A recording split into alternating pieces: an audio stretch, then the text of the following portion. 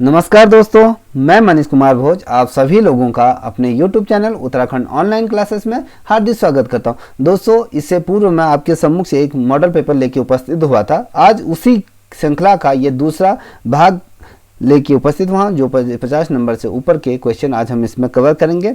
आइए शुरुआत करते हैं ज़्यादा समय व्यर्थ न करते हुए। आज की श्रृंखला का 91 नंबर का जो प्रश्न है वो कह रहा है सोलर सेल की कार्यप्रणाली निम्न में से किस पर आधारित होती है। ये आपको बताना आधारित रहती है।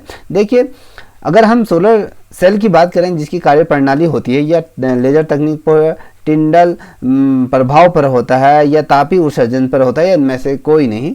देखिए दोस्तों, इसका जो सही उत्तर रहेगा वो डी रहेगा, इसमें से कोई नहीं। ये किसी इन तीनों कार्यप्रणालियों पर किसी पर ये आधारित नहीं होती है। अब इसी श्रृंखला का अगला प्रश्न की बात करें, आहार के उस घटक को नामित कीजिए जो उसी रूप में आत्मसात या कहें हम पाचित होते हैं। अब ये कौन से होते हैं ये बताना है आपको। देखिए दोस्तों, इसमें दो चीज़ें देर की हैं। देखिए, इसमें जो ऑप्शन दिए हैं वसा होती है या प्रोटीन होती है, शर्कराएँ होती हैं या विटामिन होती हैं। यदि हम बात करें जो आहार को जो पाचित करता है, जो आत्मसात होता है, जिसमें वो होता है आपके विटामिन के अंतर्गत ये होता है। अब इसी श्रृंखला का अगला प्रश्न ये कह रहा है, भूगर्भीय समय स्केल के किस युग में मानव की उत्पत्ति हुई है। जिसमें भूगर्भीय समय स्केल होता है, जो कि हम कहते हैं कि जो या हम कहें पृथ्वी की उत्पत्ति से, जो मानव की उत्पत्ति से की ये हम बात कर रहे हैं, ये किसके अंतर्गत ये समावेशित होता है, ये आपको बताना। 4 ऑप्शन है। अब इसमें से अगर हम बताएं सही आंसर जो है सीनोजोइक इसका राइट आंसर है। ऑप्शन सी इसका राइट आंसर है। सीनोजोइक इसका सही, मानव की जो उत्पत्ति हुई थी, जो भूगर्भीय समय स्केल के युग में जो मानव की उत्पत्ति सीनोजोइक के अंतर्गत इसकी उत्पत्ति हुई है। अब बात करते हैं इसी श्रृंखला का अगला प्रश्न। दोस्तों, ये कह रहा है निम्न में से कौन सी ग्रीन हाउस गैस नहीं है। ये आपको बताना। आपके सम्मुख से 4 ऑप्शन रखे हैं, इनमें से कौन ग्रीन हाउस गैस नहीं है। देखिए, जल वाष्प, मीथेन या कार्बन डाइऑक्साइड या ऑक्सीजन, इनमें से कौन सा ग्रीन हाउस गैस नहीं है। देखिए दोस्तों, ऑक्सीजन इसके अंतर्गत आती है, जो ग्रीन हाउस गैस के अंतर्गत नहीं आती है। ठीक है, ये जो प्रश्न है वो जो अभी पीसीएस या लोअर पीसीएस की जो परीक्षा होने वाली है उसके अंतर्गत ये क्वेश्चन पूछे जाएंगे। इसलिए इस श्रृंखला को पूर्व से अंत तक अवश्य देखें। यदि आप लोगों को ये श्रृंखला पसंद आए तो प्लीज़ इसे लाइक, शेयर, कमेंट अवश्य करें और अपना सुझाव भी कमेंट सेक्शन में दें। दोस्तों, अब अगली प्रश्न की बात करें इसी श्रृंखला का, यह कह रहा है पूरा जलवायु अध्ययन किया जाता है। अब यदि हम पूरे जलवायु की बात करें तो उसका अध्ययन किसके अंतर्गत किया जाता है ये बताना है आपको। इसमें 4 ऑप्शन आपके सम्मुख से रखे हैं। देखिए, यह वृक्ष विलय द्वारा होता है या बर्फ कोर ये द्वारा होता है, जिसे बर्फ सत्व के द्वारा होता है, या फिर झील के निरपेक्ष द्वारा होता है, या इनमें से सभी। देखिए, यदि हम बात करें जलवायु अध्ययन हम अध्ययन करें तो इनमें सभी के माध्यम से ये चीज़ें संपादित होती हैं। अब इसी श्रृंखला का अगला प्रश्न की बात करें दोस्तों, आईसीसी क्रिकेट विश्व कप 2019 का वर्ल्ड कप किसने जीता है, इसका विजेता कौन है, ये आपको बताना है। यदि हम 2019 वर्ल्ड कप की बात करें तो ये जो जीता ये जीता है इंग्लैंड ने। ये इस मैच को इंग्लैंड ने जीता था। ठीक है दोस्तों, अब बात करते हैं इसी श्रृंखला अगला प्रश्न, ड्रैबन यूनिट निम्न में से किसको मापता है, ये आपको बताना है। देखिए, यह ओजोन की परत की मोटाई को नापता है, या जल में कीटनाशक प्रदूषण को ये नापता है, या जलवायु स्तंभ में वर्तनीय संधारण को ये नापता है, या इनमें से कोई नहीं, आपको बताना है। देखिए, यदि हम इस प्रश्न का सही उत्तर बात करें तो ये ओजोन परत की मोटाई को ये क्या करता है, नापता है। चलिए दोस्तों, अगला प्रश्न की बात करते हैं। यह है उत्तराखंड के कौन से जनपद का समूह भूकंपी स्थिति के अनुसार सर्वाधिक सक्रिय संवेदन क्षेत्र के अंतर्गत।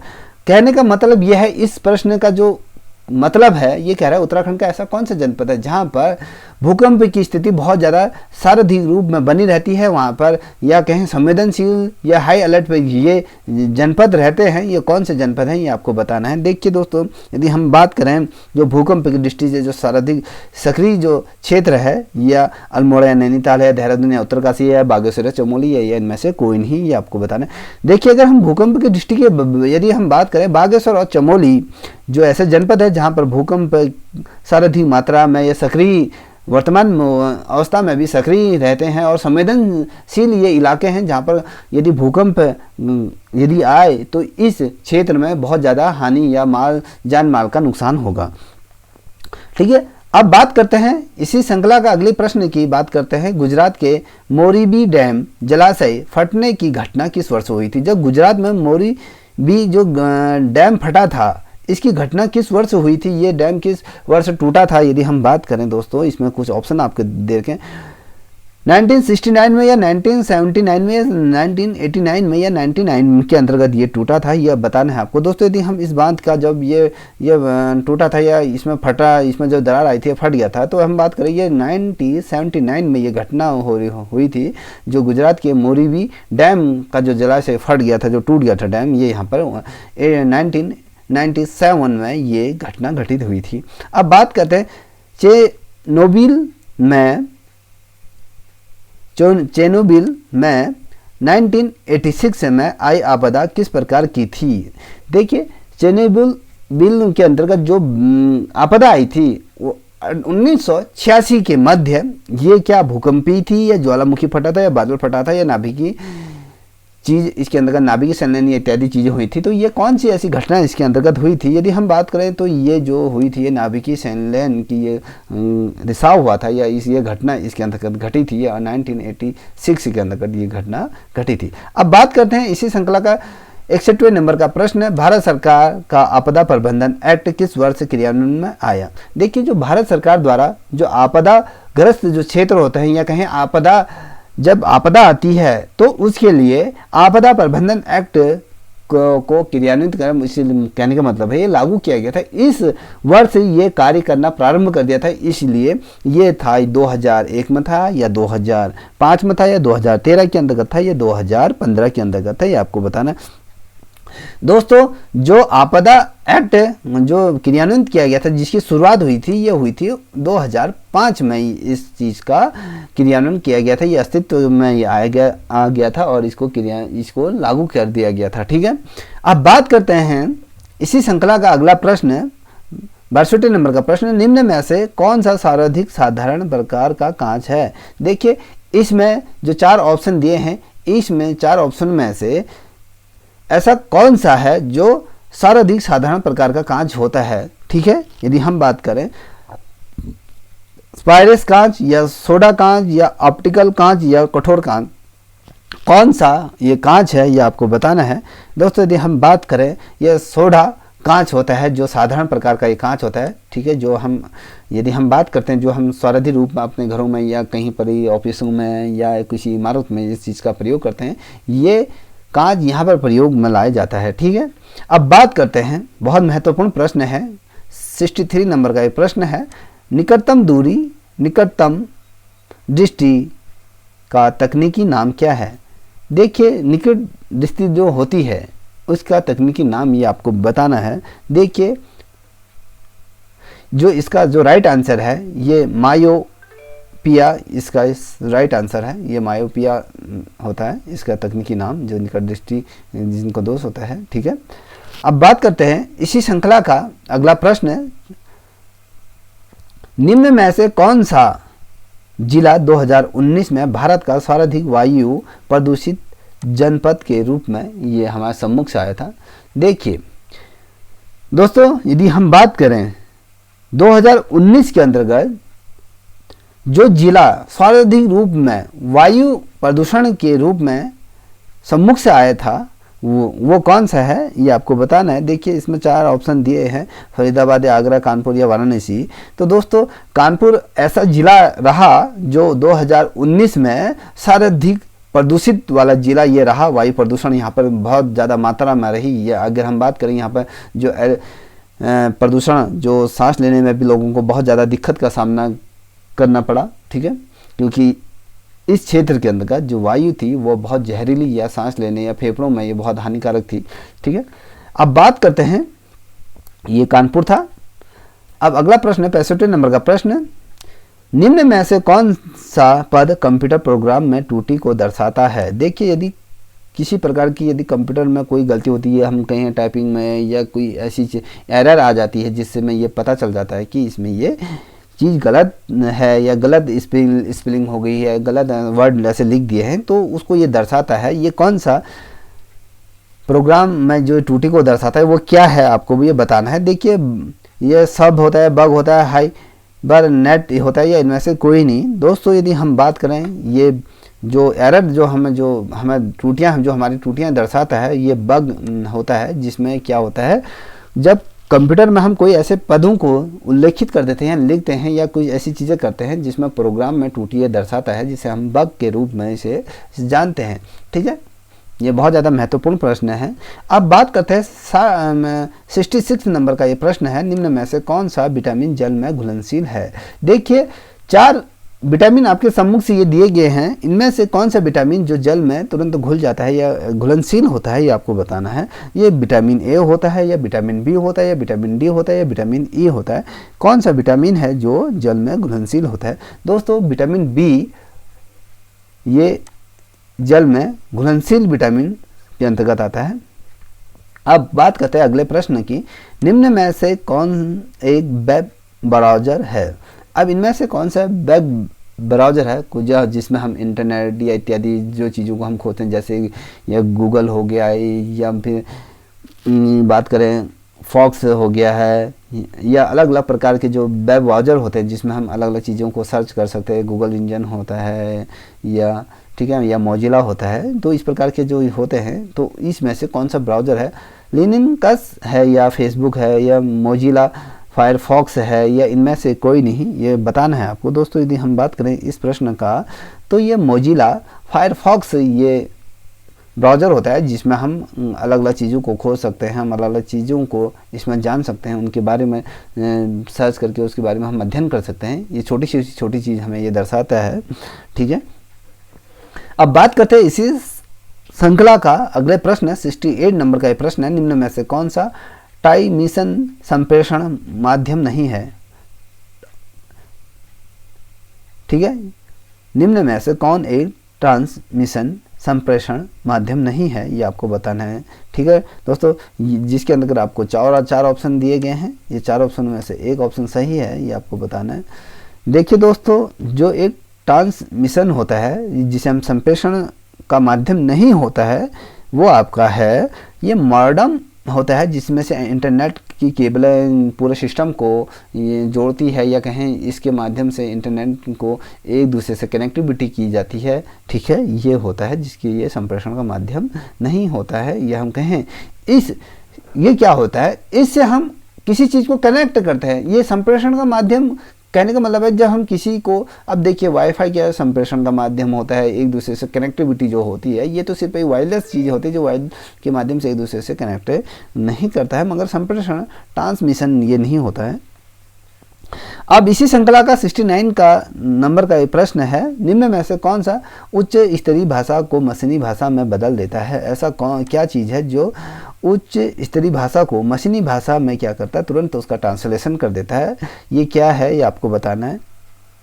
या हम कहें एक कंपाइलर होता है, या इंटरप्रेटर होता है, या एक्स बेम्बर होता है, या इनमें से कोई नहीं, ये आपको बताना है। दोस्तों, यदि हम बात करें जो मशीनी भाषा के रूप में जिस चीज़ को ये बदल देता है, वो कंपाइलर होता है, जिसमें हम इन चीज़ों को या बोलते हैं, या फिर हम उन चीज़ों को हम उसमें कंपाइल करके वो ट्रांसलेशन उस चीज़ को कर देता है। ये इसके अंतर्गत ये दर्शाया जाता है। ठीक है, बहुत ज़्यादा महत्वपूर्ण प्रश्न है। अब बात करते हैं अगले प्रश्न की बात करते हैं। देखिए, भारत में वर्तमान में कितने केंद्रीय शासित प्रदेश हैं। देखिए, ये जो प्रश्न पत्र है ये आपका 2019 का ये प्रश्न पत्र है, जिसमें कई चीज़ें आपके इसके अंतर्गत पूछी गई हैं, इसलिए ये बहुत ज़्यादा महत्वपूर्ण है। इसे आप डिटेलिंग से देखिए। ठीक है दोस्तों, यदि हम बात करें केंद्र शासित प्रदेशों की, तो ये केंद्र शासित प्रदेश किसके अंतर कितने हैं, ये वर्तमान समय की यदि हम बात करें, वर्तमान समय कब की बात करें, 2019 की बात करें, ये 19 में हुआ था ये पेपर, तो उसके आधार पर हम बात कर रहे हैं भारत में वर्तमान में कितने केंद्र शासित प्रदेश हैं। तो ये केंद्र शासित प्रदेशों की संख्या आपको पता होना चाहिए, या 6 है या 8 है या फिर 7 है या फिर 9 है, कितने हैं केंद्र शासित प्रदेश ये आपको बताना है, क्योंकि ये बहुत ज़्यादा महत्वपूर्ण प्रश्न है। देखिए वर्तमान समय में जो केंद्र शासित प्रदेशों की संख्या है वो आपके 9 है। निम्न में से किसका प्रयोग करके वेब पेज को बनाया जा सकता है। वेब पेज क्या होता है, जब हम इंटरनेट में या अपना एक वेबसाइट बनाते हैं जिसमें अपना एक प्रोफाइल पेज होता है, वो किसके माध्यम से बन सकता है। निम्न में से ऐसे कौन सा वेब पेज है जिसे हम किसके माध्यम से बना सकते हैं, ये आपको बताना है। HTTP के माध्यम से बना सकते हैं, या SMTP के माध्यम से बनाए, या FTP के माध्यम से, में HTML के माध्यम से बनाते हैं। किसके माध्यम से इस चीज़ को हम बनाते हैं। यदि हम दोस्तों बात करें HTML के माध्यम से हम किसी भी वेब पेज को बना सकते हैं, ठीक है, जो इंटरनेट में अपना या कहीं ये वेबसाइट को हम लॉन्च कर सकते हैं। अब बात करते हैं 72 नंबर का प्रश्न है, एक बाइट में किसके समतुल्य होती है। एक बाइट किसके समतुल्य होती है, 32 बिट्स के होता है, या 16 बिट्स के अंतर्गत होता है, या 8 बिट के अंदर होता है, या 4 बिट के अंतर्गत। एक बाइट की बात कर रहे हैं, ठीक है, एक बाइट किसके समानांतर होती है। दोस्तों एक जो बाइट होती है वो 8 बिट के समांतर समतुल्य उसके समान ये होती है, ठीक है। अब बात करते हैं, अगला प्रश्न है, ग्रहों की गति के नियम की खोज किसने की थी। ठीक है, ग्रहों की खोज की थी ये कैफर द्वारा इसको खोजा गया था, ठीक है। अब बात करते हैं अगले प्रश्न की, एक समान गति से, देखिए एक समान गति से पृथ्वी के चारों ओर घूम रहे उपग्रहों के लिए कौन सा कथन सही है। इन 4 ऑप्शन में से एक ऑप्शन सही है, जो उपग्रहों की गति को सही तरीके से, जो पृथ्वी के जो चारों ओर जो घूम रहे उपग्रहों का कौन सा कथन इसके अंदर सही है बताना है। देखिए यदि हम इस कथन की यदि हम बात करें, इसमें से इसका आवर्तकाल इसके द्रव्यमान पर निर्भर करता है जो उसका घूमता है, या इसकी गति में त्वरित नहीं होता है, या इसकी गति में त्वरण होता है, या इसका आवर्तकाल 24 घंटे का होता है, ये क्या है। देखिए दोस्तों यदि हम बात करें तो इसकी गति में त्वरण होता है, ठीक है। जब एक समान गति से पृथ्वी की चारों ओर जब कोई उपग्रह घूम रहा होता है तो इसकी गति में त्वरण होता है, ठीक है, मोमेंट ऑफ फोर्स इसमें होता है। अब बात करते हैं 75 नंबर का प्रश्न, अंतरिक्ष में भेजा गया पहला कृत्रिम उपग्रह कौन सा है, ये आपको बताना है, ठीक है दोस्तों। 4 ऑप्शन आपके सम्मुख सीधी है, आपको बताना है। जो पहला अंतरिक्ष में जो कृत्रिम उपग्रह भेजा गया है, ये स्पुतनिक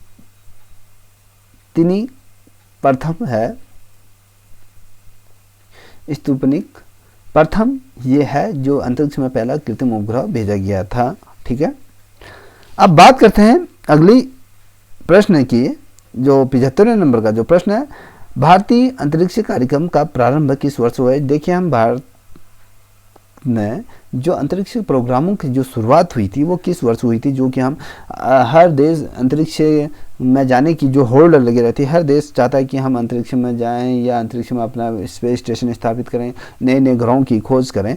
तो इसके अंतर्गत भारत ने ऐसा पहला जो अंतरिक्ष कार्यक्रम कब किस वर्ष स्थापित हुआ या किस वर्ष इसको प्रारंभ किया, यदि हम बात करें 1960 में, 1962 में, 1965 में, 1969 में ये किया था। किसके अंतर्गत किया था दोस्तों, ये 1962 के समय में ये अंतरिक्ष कार्यक्रम का प्रारंभ किया गया था। ये 1962 में इसका प्रारंभ हुआ था, ठीक है। अब इसी श्रृंखला का अगला प्रश्न है, हैली का धूमकेतु अंतिम बार दिखाई दिया था किस वर्ष। देखिए हैली का जो धूमकेतु था वह अंतिम बार किस वर्ष दिखाई दिया था, ये आपको बताना है दोस्तों। यदि हम बात करें जो दिखा था ये अंतिम बार, ये 1986 में ये दिखा था, 1986 में ये अंतिम बार दिखाई दिया था। अब बात करते हैं इसी श्रृंखला का अगला प्रश्न, निम्न में से कौन सी संचार व्यवस्था डाटा प्रोसेसिंग करने के लिए रेडियो सिग्नल या इंफ्रारेड सिग्नल पर निर्भर करता है। ठीक है, ये बताना है जो रेडियो सिग्नल है वो किस पर निर्भर करता है, या वायरलेस पे, या वायर्ड पे, या फाइबर ऑप्टिकल में, या इनमें से कोई नहीं आपको बताना है। देखिए यदि हम बात करें तो ये वायरलेस पर ये चीज़ आधारित रहती है, जो संसार जो की डाटा जो पुटअप किया जाता है, रेडियो के जो सिग्नल होते हैं, ठीक है, जिसे वॉकी टॉकी भी कहा जाता है, वायरलेस होता है। ठीक है, अब आपको एक चीज़ और बताता हूँ, ये वायरलेस जो होता है इसमें जो स्पेस स्टेशन से ये 24 क्या होते हैं, इसमें सैटेलाइट कनेक्ट होते हैं, जिसमें से ये विकट परिस्थितियों में भी ये वायरलेस काम करता है। ठीक है, अब बात करते हैं 79 नंबर का प्रश्न। चेन्नई में, देखिए चेन्नई में सितंबर 2015 के अंतिम सप्ताह में आयोजित 16वीं राष्ट्रीय ओपन पैरा बैडमिंटन चैंपियनशिप प्रतियोगिता में उत्तराखंड के लिए किसने पदक जीते? ठीक है, किसने 2 पदक जीते थे ये आपको बताना। जब चेन्नई में 2015 में सितंबर के मध्य ये प्रोग्राम आयोजित हुआ था, जो 16वीं राष्ट्रीय ओलंपिक पैरा बैडमिंटन चैंपियनशिप की प्रतियोगिता हो, ओपन पैरा चैंपियनशिप प्रतियोगिता का आयोजन हुआ था। उत्तराखंड के लिए किसने 2 ऐसे पदक जीते थे, उसका नाम बताना है आपको। देखिए जो पहला नाम है आपके सम्मुख से है प्रेम कुमार, या पी कश्यप, या साइना नेहवाल, या पी पादुकोण, या किसने इसमें ये जीता था उत्तराखंड के लिए 2 पदक जो जीते थे, वो प्रेम कुमार द्वारा ये पदक जीते गए थे। अब बात करते हैं इसी श्रृंखला का अगला प्रश्न। एकमात्र अर्धसैनिक जिसने भारतीय वायुसेना द्वारा 2013 में 13 ईस्वी, ये यहाँ पर है 13 में केदारनाथ आपदा में चलाई गई मदद की मुहिम में भागीदारी की थी, ये आपको बताना है। देखिए एकमात्र अर्धसैनिक ये रहा जिसने वायुसेना द्वारा जो चलाई गई थी 2013 में, जो केदारनाथ आपदा में चलाई गई, तो मदद की जो गुहार लगा दी जब 2013 में आपदा आई थी केदारनाथ में, जिसमें बहुत ढेर सारे लोगों की मृत्यु होगी, तो 5000 से भी ज़्यादा लोगों की इसमें मृत्यु होगी थी और लापता हो गए थे। तो इसमें वायुसेना द्वारा 2013 में एक कैंपेन प्रारंभ किया गया था आपदा के अंतर्गत, जो मुहिम चलाई गई थी, उसमें मदद की गुहार की गई थी। तो उसमें एकमात्र अर्धसैनिक रहा जिसने ये डोनेशन किया था, वो कौन है ये आपको बताना है। देखिए दोस्तों, यदि हम उस की बात करें, ये योगेंद्र राणा रहे जिन्होंने उसमें अपनी इस मुहिम में अपनी भागीदारी सुनिश्चित की थी। अब बात करते हैं इसी प्रश्न का अगले प्रश्न की 81 नंबर का प्रश्न। कवि वीरेन डंगवाल का जन्म कहाँ हुआ था? कवि वीरेन डंगवाल का जन्म कहाँ हुआ था ये आपको बताना है। यह फौजाबाद में हुआ था, या लखनऊ में हुआ, या कीर्तनगर जो जनपद टिहरी गढ़वाल के अंतर्गत आता है, या गैरसैंण जो चमोली जनपद के अंतर्गत आता है। वीरेन डंगवाल का जन्म किस जगह में हुआ या किस जनपद के अंतर्गत हुआ, तो ये आपको बताना है। दोस्तों यदि हम इनके जन्म की यदि बात करें, ये कीर्तिनगर में इनका जन्म हुआ था। जो कीर्तिनगर जो आता है वो जनपद टिहरी गढ़वाल के अंतर्गत, उत्तराखंड गढ़वाल मंडल के अंतर्गत ये आता है। ठीक है, अब 82 नंबर का जो प्रश्न है, मिस दीवा 2018 का खिताब किसने जीता, ये आपको बताना है। मिस दीवा 2018 का खिताब किसने जीता, ये आपको बताना है।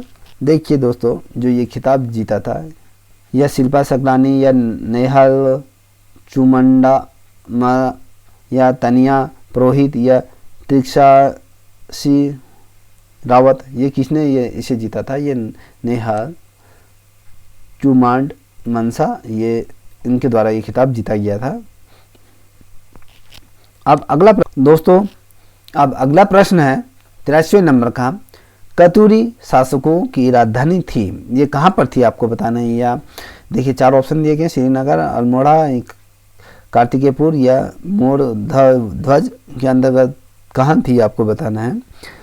दोस्तों ये कार्तिकेयपुर में ये कतूरी शासकों की क्या थी, राजधानी थी। अब बात करते हैं टिहरी रियासत के अंतिम नरेश कौन थे।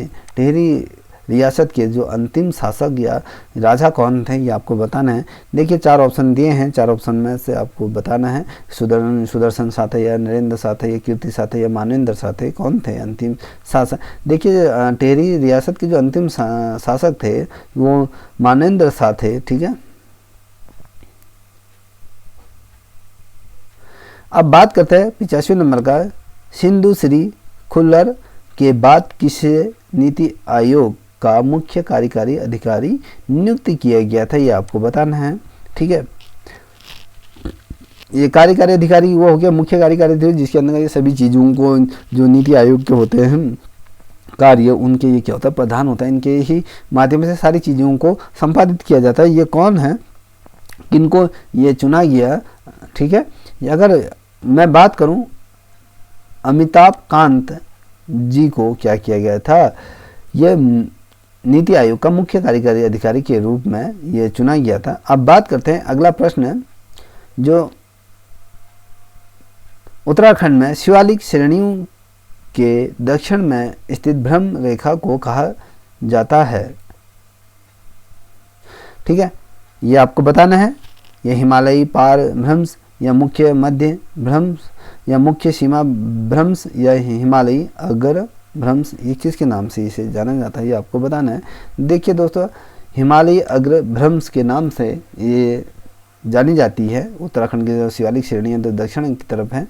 अब बात करते हैं 87वें नंबर का प्रश्न, उत्तराखंड में निम्नलिखित में से कौन सा ऊर्जा का प्रमुख स्रोत है। उत्तराखंड में ऐसा कौन सा जो ऊर्जा का स्रोत किसके रूप में ये आधारित है, या कहें ऊर्जा कहाँ से हमें प्राप्त होती है उत्तराखंड में, तो तापीय ऊर्जा होती है, प्राकृतिक गैस के माध्यम से, जल विद्युत ऊर्जा या भू तापीय ऊर्जा, किसके माध्यम से हमें यहाँ पर एनर्जी स्रोत प्राप्त होते।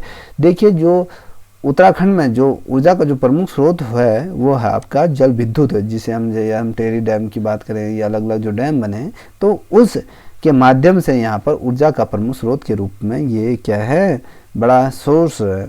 अब बात करते हैं वंदे मातरम योजना का संबंध किससे है। अब आपको बताना है ये वंदे मातरम का जो योजना थी जो केंद्र सरकार द्वारा इसे संपादित किया था वो मुख्यतः किसके लिए ये थी, या गर्भवती महिलाओं के लिए थी, या भूतपूर्व सैनिकों के लिए थी, या राज्य का आंदोलनकारियों के लिए थी, दिव्यांग जनों के लिए थी, किसके लिए थी आपको बताना है। देखिए जो वंदे मातरम था वो जो गर्भवती महिलाएं थी उनके लिए ये वंदे मातरम योजना को क्या किया था, प्रारंभ किया गया था। अब अगला प्रश्न है इसी श्रृंखला का, मालपा जो पिथौरागढ़ की जो भूस्खलन की त्रासदी की जो घटना हुई थी वो किस वर्ष हुई थी, ये आपको बताना है। देखिए जो मालपा में जो भूस्खलन या भूकंप की जो आया था, जो लैंडस्लाइड हुई थी यदि कहें तो ये किस वर्ष हुई थी, ये त्रासदा कब घटित हुई थी। देखिए दोस्तों अगस्त 1992 में, अगस्त 1998 में, या 2004 में, या 2013 में, ये किस वर्ष हुई थी, तो ये अगस्त 1998 में ये घटना घटित हुई थी, ठीक है। अब बात करते हैं भारत के 14वें वित्त आयोग द्वारा निम्न में से किस मानक को राज्यों के साथ कर बंटवारे हेतु 7.5% का भार निर्धारित किया गया, ये आपको बताना है। भारत के जो 14वें वित्त आयोग का जो गठन हुआ था उसके अंतर्गत ये मानक रखे गए थे राज्यों के लिए, जो कि 7 का जो बंटवारा था वो 7.5% का भार निर्धारित किया गया था। ये किस चीज़ के लिए ये किया गया था, ये आपको बताना है। जनसंख्या को या जनांगी की परिवर्तन के लिए किया गया था, या क्षेत्रीय के लिए, वन आच्छादन के लिए किया गया था। दोस्तों यदि हम बात करें ये वनों के या वन आच्छादन के लिए इसको 7.5% का भार निर्धारण किया गया था। अब बात करते हैं भारत के जो 14वें वित्त आयोग की जो संस्तुतियां के अनुसार यदि राज्यों को प्राप्त केंद्रीय करों में उत्तराखंड की हिस्सेदारी कितनी है। जो केंद्र सरकार द्वारा जो 14वें वित्त आयोग की संस्तुति के अनुसार जो राज्यों को जो सहायता राशि जो प्राप्त होती है, जो करों के रूप में जो प्राप्त होती है, उसमें उत्तराखंड की हिस्सेदारी की यदि हम बात करें तो वो कितने प्रतिशत है, तो वो 1.05% इसकी क्या है हिस्सेदारी उत्तराखंड की इसके अंतर्गत आती है। अब बात करते हैं अगले प्रश्न की। जनगणना 2011 के अनुसार निम्न में से भारत के किस राज्य में लिंगानुपात उत्तराखंड की तुलना में सर्वाधिक अधिक है, ये आपको बताएं। देखिए उत्तराखंड से अधिक ये लिंगानुपात किस राज्य के अंतर्गत है, ये आपको बताना है। किस राज्य में लिंगानुपात उत्तराखंड की तुलना में सबसे अधिक है, ये आपको बताना है। देखिए पश्चिमी बंगाल, उड़ीसा या असम या झारखंड, ये कहाँ पर इसकी जो तुलना उत्तराखंड की तुलना में अधिक है लिंगानुपात। उड़ीसा के अंतर्गत ये लिंगानुपात उत्तराखंड से अधिक है, ठीक है। अब micro small and medium enterprises development act Bharat में कब लागू हुआ था, ये आपको बताना है। देखिए 2000 में, 2002 में, 2006 में, 2010 में ये कब लागू किया गया था, ये आपको बता। देखिए 2006 के अंतर्गत इस चीज़ को लागू कर दिया गया था। अब बात करते हैं इसी श्रृंखला का अगला प्रश्न, निम्न में से कौन सा देश 2018 में आईसीसी महिला क्रिकेट विश्व कप का विजेता रहा था, ये आपको बताना है। देखिए 2018 में किस देश ने आईसीसी महिला ये विश्व कप जीता था, ये जीता था आपका इंग्लैंड की महिलाओं द्वारा इस खिताब को जीता गया था। अब बात करते हैं 95 नंबर का प्रश्न, भारत में प्रधानमंत्री जन धन योजना कब लागू की गई थी। दोस्तों बहुत ज़्यादा महत्वपूर्ण प्रश्न है, इसे नोट कर लीजिएगा। जो ये इस योजना की जो शुरुआत की गई थी 2 अगस्त 2000 इस योजना की जो शुरुआत की गई थी प्रधानमंत्री जन धन योजना की, तो उसकी जो शुरुआत हुई थी वो अगस्त 2014 में जब जनता पार्टी की जब सरकार आई थी, तो प्रधानमंत्री द्वारा जन धन योजना का क्या किया था, शुभारंभ किया गया था, ठीक है। अब इसमें बात करते हैं प्रधानमंत्री जीवन ज्योति बीमा योजना के अंतर्गत जीवन बीमा की राशि कितनी है, ये आपको बताना है। देखिए जो जीवन बीमा योजना होता है, जो प्रधानमंत्री जीवन बीमा योजना जो सरकार द्वारा जो लॉन्च की गई थी, उसके अंतर्गत जो जीवन बीमा की जो धनराशि प्राप्त होती है वो कितनी है, ये आपको बताना है। दोस्तों 2 लाख का ये जीवन बीमा सरकार देती है, ठीक है। अब अगले प्रश्न की बात करते हैं, ये 97 नंबर का प्रश्न है, निम्न में से कौन एक मौलिक अधिकार पर संयुक्त संगत रोक लगाने के लिए प्राधिकृत है, ये आपको बताना है। ये कौन इस चीज़ में रोक लगा सकता है। देखिए संसद में ही सारी पावर दी गई है, संसद ही किसी बिल को पारित या किसी चीज़ को मौलिक अधिकारों या उनमें संयुक्त रोक लगा सकती है, ये संसद को ये अधिकार प्राप्त है। देखिए भारतीय संविधान के अनुसार राज्य विधायिका के उच्च सदन, जिसे हम विधान परिषद भी कहते हैं, का गठन और उसकी समाप्ति की जा सकती है, किसके द्वारा की जा सकती है आपको बताना है। देखिए यदि हम बात करें तो ये भारतीय संसद द्वारा ही ये चीज़ें की जा सकती, क्योंकि भारतीय संसद में ये चीज़ को बहुत ज़्यादा महत्व दिया गया है। सूचना का अधिकार 2005 का उद्देश्य क्या था, ये आपको बताना है। देखिए इसमें जो इसका प्रमुख उद्देश्य था, ये आपका प्रशासन में पारदर्शिता लाना, प्रशासन की कार्यकुशलता एवं जिम्मेवारी का संबंध है, प्रशासन में भ्रष्टाचार की रोकथाम, और यह सभी चीज़ों को इसके अंदर अप्लाई किया जाता है, ठीक है। अब इसी श्रृंखला का अंतिम प्रश्न, निम्न में से कौन सी एजेंसी भारत में रोजगार एवं बेरोजगारी का आकलन प्रस्तुत करती है, या आकलन करती है। NIUO या NSSO या NFHS या फिर कहें NAS, जिसके माध्यम से ये होती है। देखिए जो बेरोजगारी या कि जो आंकड़े जो प्रस्तुत करती है NSSO द्वारा ये संपूर्ण जानकारी या कहें बेरोजगारी का दर को ये नापती है, ठीक है दोस्तों यदि आप लोगों की वीडियो पसंद आए तो प्लीज़ इसे अधिक से अधिक शेयर करें और अपने दोस्तों को भी इसे शेयर करें। तब तक के लिए जय हिंद, जय भारत।